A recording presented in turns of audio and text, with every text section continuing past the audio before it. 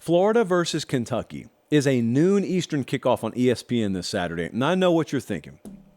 I think I know what you're thinking. I think you're thinking, gotta lean Florida here. Seems like they figured some things out against Tennessee. But I know what I'm thinking. And I'm thinking, I'm terrified for Florida this Saturday. You know why?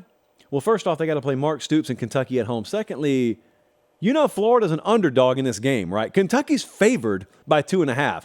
Just a little FYI for the rest of the casual world out there that thinks this would be an upset if Kentucky won.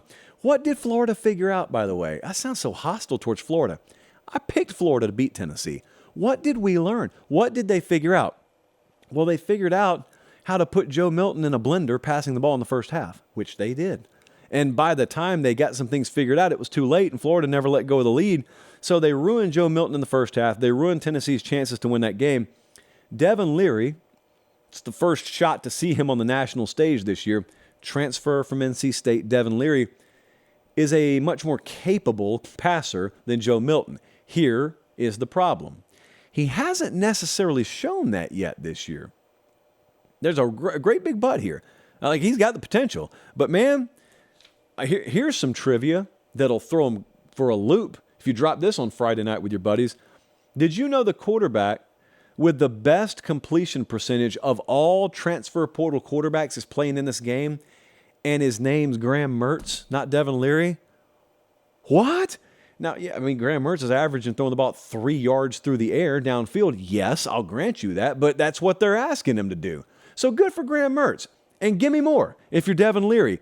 Also, a 59.5% completion percentage with 5 picks puts him at 13th in the SEC. He's been turning the ball over. Now, maybe they're just tightening things up because they've been playing inferior competition, and that happens every year. And maybe they'll play their sharpest game of the year, will Kentucky, this Saturday.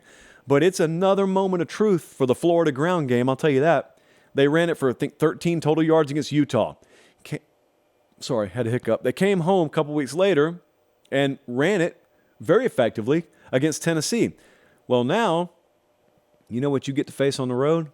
You get to face, statistically, the best run defense in the SEC so far. Now, it has been against questionable competition. So that's what the moment of truth is about.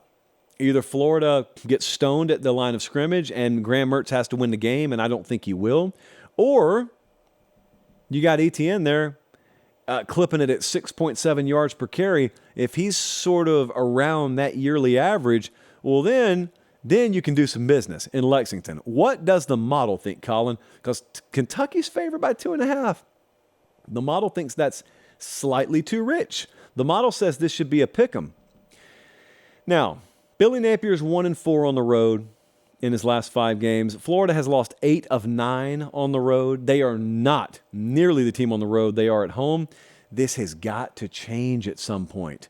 It's got to change. And so as hostile as I sound towards Florida, it's just because I expect more, and you're going to give me more because I think you're going to win Saturday.